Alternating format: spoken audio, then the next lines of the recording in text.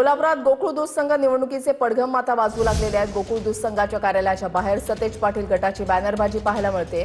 5 वर्षांमध्ये म्हशीच्या दुधाची 14 तर गाईच्या दुधाची 10 रुपये दरवाढ दिल्याचा दावा करणारे फलक आहेत। गोकुळ दूध संघाच्या निवडणुकीमध्ये ठराव जमा करण्याची प्रक्रिया सुरू झाली आहे। भूषण पाटील आमचे प्रतिनिधी अधिक माहिती देतील। भूषण,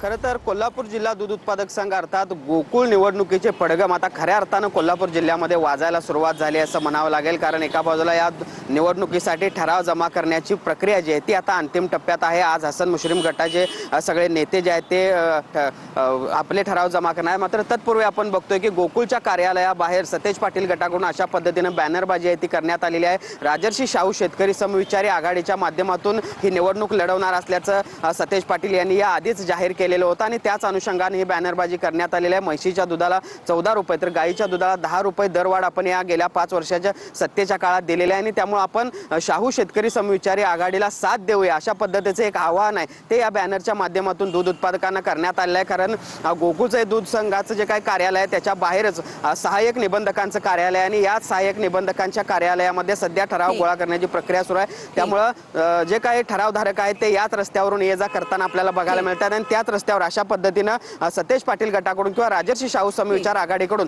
ही सगळी बॅनरबाजी सुरू झाल्याचं आपल्याला बघायला मिळतं आणि त्यामुळे एकूणच आता धन्यवाद भूषण दिलेल्या सविस्तर माहितीसाठी।